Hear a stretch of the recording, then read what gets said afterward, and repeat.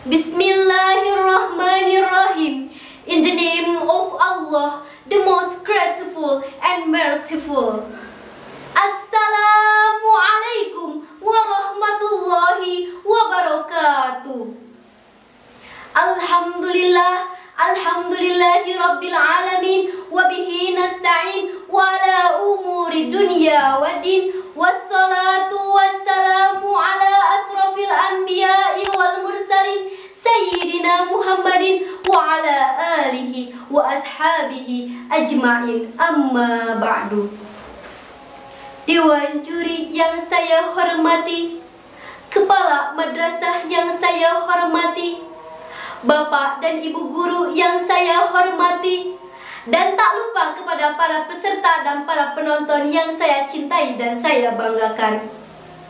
Pertama-tama, marilah kita panjatkan puji serta syukur kehadirat Allah Subhanahu wa Ta'ala, yang mana berkat rahmat serta karunia-Nya hingga hari ini kita masih diberi udara untuk bernapas dan juga diberi kesehatan jasmani maupun rohani. Alhamdulillahirabbil alamin. Salawat berkaitkan salam tak lupa kita curah limpahkan kepada sang baginda alam, junjungan kita semua, yakni Habibana wa Nabiyana wa Maulana Sayyidina Muhammad Sallallahu Alaihi Wasallam.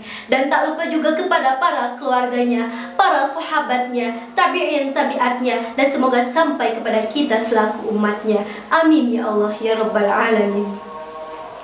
Hadirin juga hadirat, bapak-bapak juga ibu-ibu, adik-adik juga kakak-kakak, seluruh penonton jemaah rahimakumullah.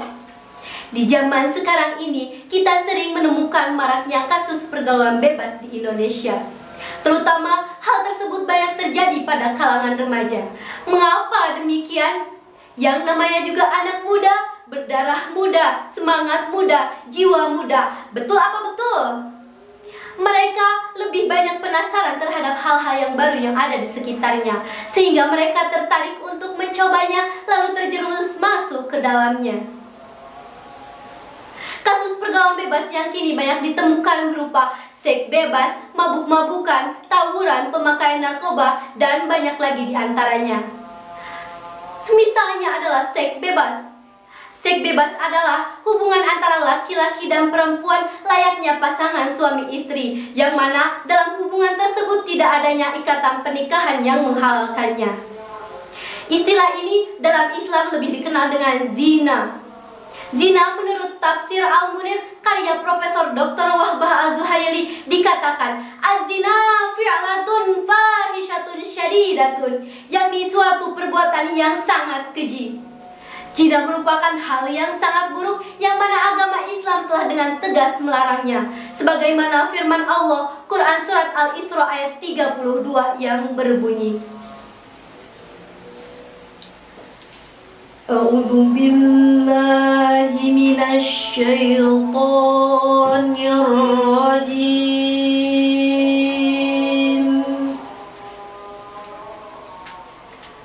Bismillahirrahmanirrahim.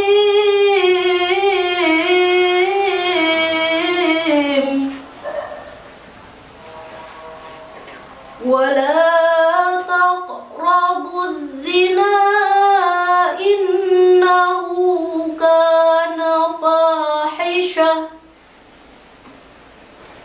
Innahu kana fahishatan wa sa'a sabila. Shadaqallahul azim. Yang artinya, dan janganlah kamu mendekati zina. Zina itu sungguh perbuatan yang keji dan suatu jalan yang buruk.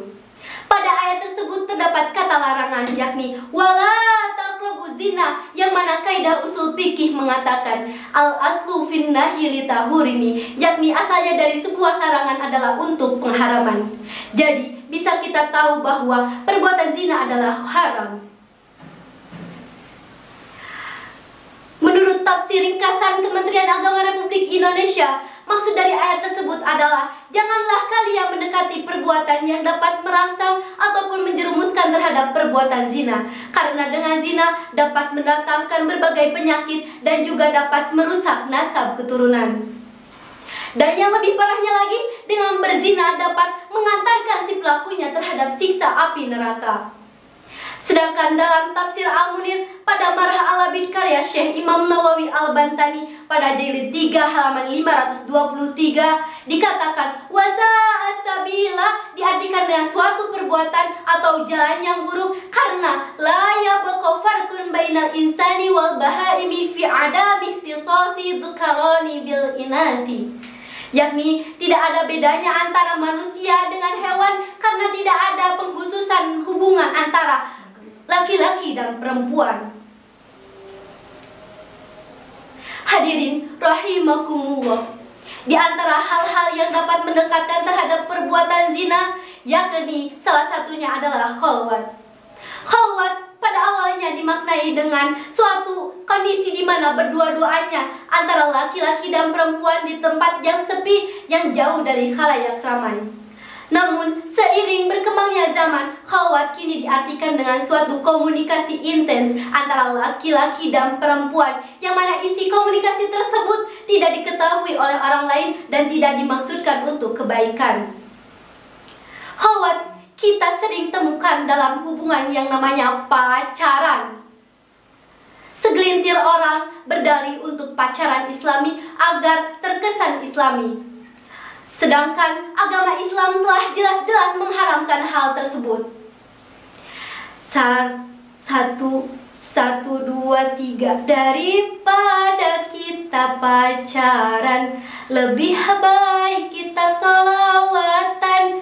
Daripada kita berduaan, nanti bakal dihasud setan. Sholatullah salamullah ala toha rasulillah. Sholatullah salamullah ala yasin habibillah.